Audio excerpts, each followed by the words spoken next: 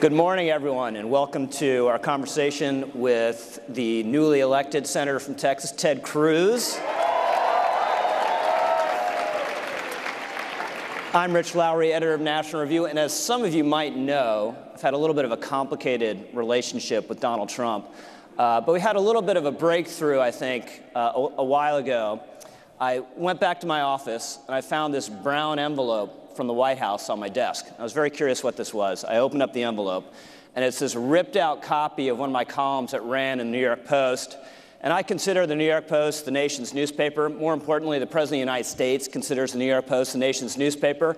And this is a column I'd written about how Trump was just such a dominating political and cultural presence. There's really no escaping him, even for Republicans who want to try to. And I thought it had a lot of incisive, trenchant commentary in this column.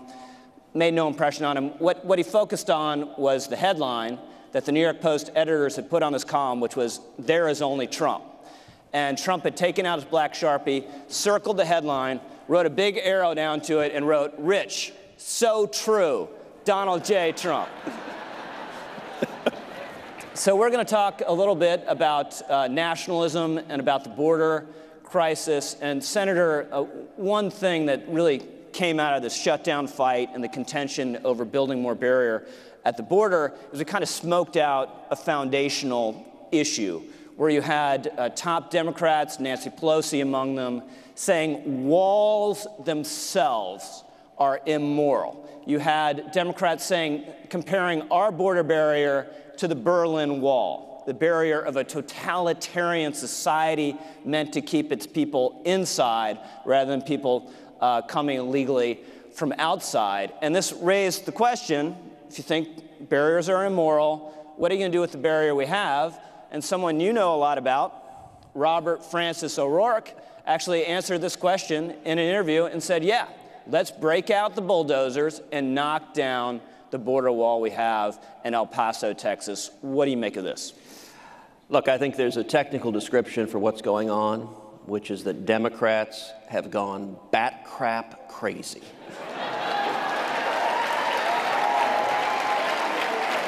That's a political science term of art, right? If you look at the medical dictionary, it's under B. It is, in fact, a psychosis. Look, they're getting more and more and more extreme on every issue. Think back to the State of the Union. The State of the Union was a display of just how radical Democrats have gotten, where they embraced, they sat there embracing late-term abortion. Now, some of us are old enough to remember Bill Clinton standing there and at least claiming he wanted to see abortion safe, legal, and rare. Now, he wasn't telling the truth, but he was at least emphasizing rare. That's no longer the position of the Democratic Party. They are now for late-term abortion up to the moment of birth, or if you're Ralph Northam, after birth. I mean, that's crazy stuff. On immigration, you used to have Democrats who would say, well, yes, we should secure the border and we should have amnesty. That was the old Democratic position, and a lot of Republicans. Now, their position is, no, don't secure the border at all. Let everybody in and have amnesty. I mean, it is disconnected. And if you look at the fight over the border wall, it's important to understand it wasn't about substance. So in 2013, not too many years ago, Chuck Schumer and every single Democrat in the Senate voted in favor of 350 miles of new border wall. The shutdown we just had a month ago was over 234 miles of new border wall. Same new border wall. Now, look, I'm not smart enough to explain how you're for 350 miles of new wall, but willing to shut the government down to stop 234 miles of new wall. And at the end of the day, it's real simple. It is emotional, visceral hate. This is not based on logic. They don't have an argument.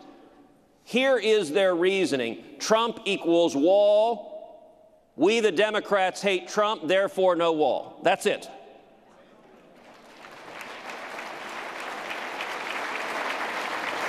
So let me ask you, because I think one of my great frustrations watching how this played out, and I imagine the same is true of a lot of people in the room today, is Republicans had unified control of government in Washington, D.C., if I'm not mistaken, for 2 years. Yes. And how was it that we only came to focus on achieving one of the president's signature promises when Nancy Pelosi was becoming Speaker of the House? What happened in the prior 2 years that there wasn't funding for the barrier? It is a very good question. Let me say both good and bad. Let's start with the good. I do think with a Republican president, Republican majorities in both houses, I think we won some big, big victories the last 2 years. We shouldn't lose sight of those. We passed an historic tax cut, the biggest tax cut of a generation, that included, among other things, repealing the Obamacare individual mandate. We've repealed job-killing regulations, and we're seeing the lowest unemployment in 50 years. We're seeing wages going up. We're seeing the lowest African-American unemployment that has ever been recorded. We're seeing the lowest Hispanic unemployment that has ever been recorded, which is why the mainstream media won't cover those facts at all. I'm getting there. I'm getting there. It's just getting warmed up. As I said, there's good and bad. I'm going to talk about the good first. We've also seen strong constitutionalist judges confirmed. On foreign policy, we're in the middle of the biggest military rebuild since Ronald Reagan. We've moved our embassy to Jerusalem, and we pulled out of the Iranian nuclear deal. Those are big, big victories, and they're victories that as conservatives we should be grateful we were able to deliver on. Now, you asked quite rightly, why didn't we finish the job on immigration? Why didn't we build the wall? Why didn't we deliver on more promises? I agree with you. We should have done much, much more. And I can tell you, last summer, starting in August, I did a long presentation to Senate Republicans that said, look, if you look at history, unified control of the federal government, both houses of Congress and the presidency, it's exceptionally rare for Republicans. It has happened a total of 8 years since World War II. And I said that everyone recognizes there's a real chance we're going to lose at least one house of Congress in November. If that's true, I think at the time there were 183 days to go. And I entitled the presentation, Carpe Diem, seize the day. If we have 183 days left to legislate, let's do that. And what I urged is let's use vehicles that the Democrats can't filibuster. In particular, let's use something called budget reconciliation, which y'all will remember was the vehicle that we passed the tax cut on in 2017. What matters about reconciliation is it's immune from filibuster, so you can pass legislation and the Democrats can't stop it. And what I urged my colleagues, and I urged the president, I urged the vice president, I urged the administration, let's take up a budget reconciliation and let's build the wall, let's fund the wall, let's get it done. And I want you just to imagine, if they had taken that advice, if we had had that fight and you had seen Elizabeth Warren screaming on the Senate floor to stop it, Bernie Sanders pulling what little hair he has out of his head, in September or October, and it culminated with Republicans standing together, funding and building the wall, I'll tell you right now, Rich, I don't think we would have lost the House of Representatives.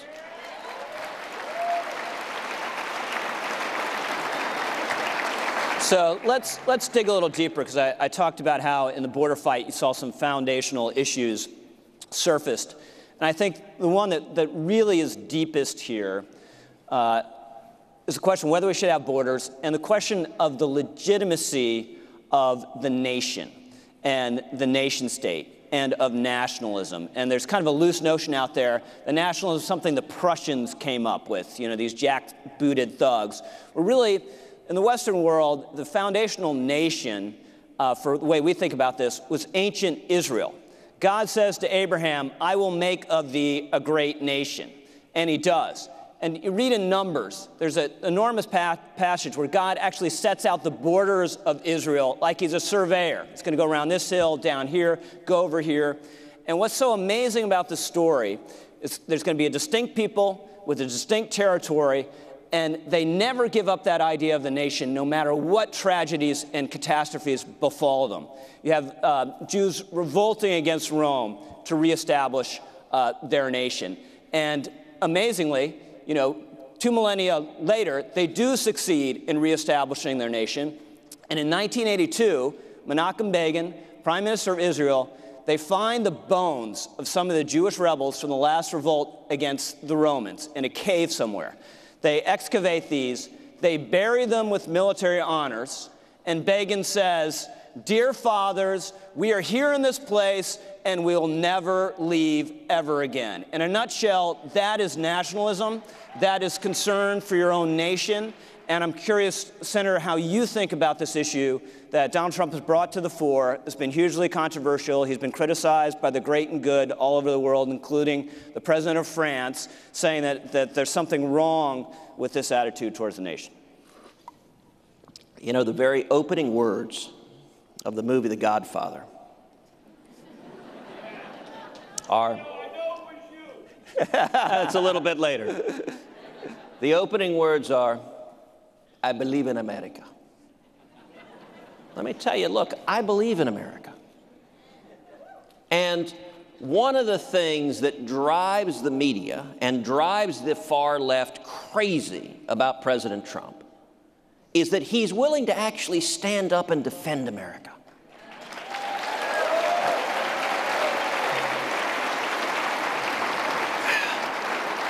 There are many pathologies that afflict the left, but one of them is a fundamental embarrassment about America's greatness. You saw that with Obama. You saw it when he started his presidency going on a worldwide apology tour, where those on the left are embarrassed. They're embarrassed about our prosperity. They're embarrassed about our freedom. You know, we saw it manifested actually just this week, if any of y'all happen to see it, in a really idiotic rant. You're wondering who, because there are a lot of people that could have made that. But this particular one was Bill Maher. And Bill Maher had this rant about, he said, red states want to be blue states. We're the cool people, and they want to be just like us. Now, let me point out it was precisely that arrogant, condescending, smug superiority that is why Hillary Clinton lost and Donald Trump won in 2016.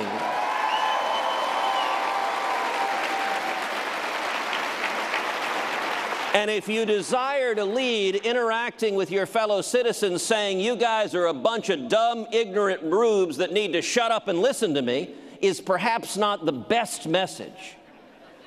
I'll also say, as a Texan, I can say authoritatively no Texan has ever desired to be from any other state in the country or the history of the universe.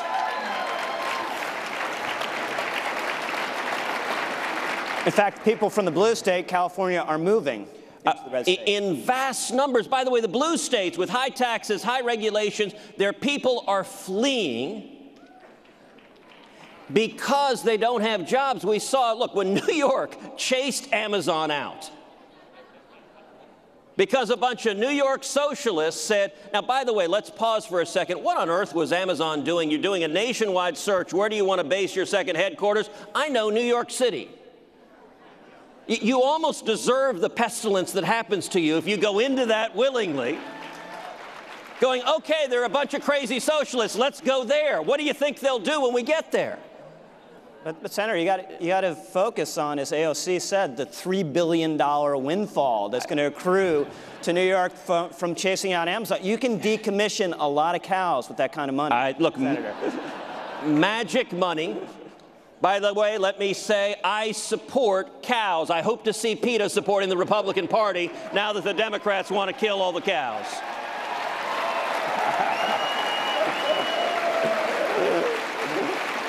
But when it comes to defending America, who we are, look, we are a nation of immigrants. My dad came from Cuba with nothing.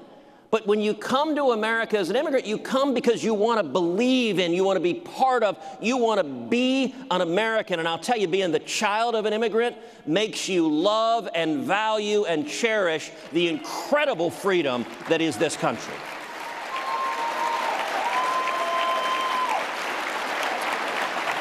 All right, so we have time just for one last question, and obviously we're all gearing up for 2020. It's going to be an absolute war, and you had a really tough race in 2018, unexpectedly in a lot of ways. How is what happened in Texas in 2018 a preview for what we might see nationally in 2020?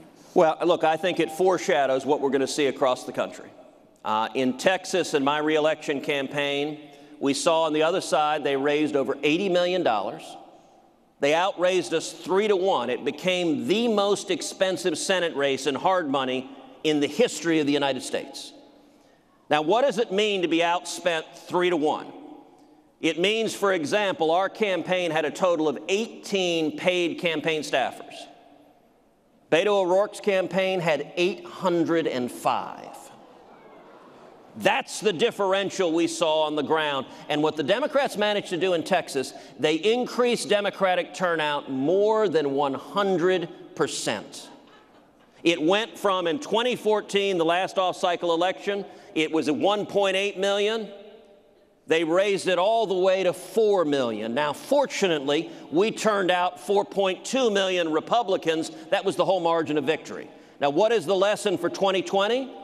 We are going to see the left turn out in massive numbers. They're going to flood cash. That differential is going to be the battle for the country. And so let me just close by saying, the men and women of CPAC, the young people of CPAC, it's going to take every one of you speaking out, volunteering, energizing, giving money, using your voice, because we're going to see a crazed assault from the left, more unhinged than anything we have seen. Now, there's also the good news. If we turn common sense conservatives out, we can win.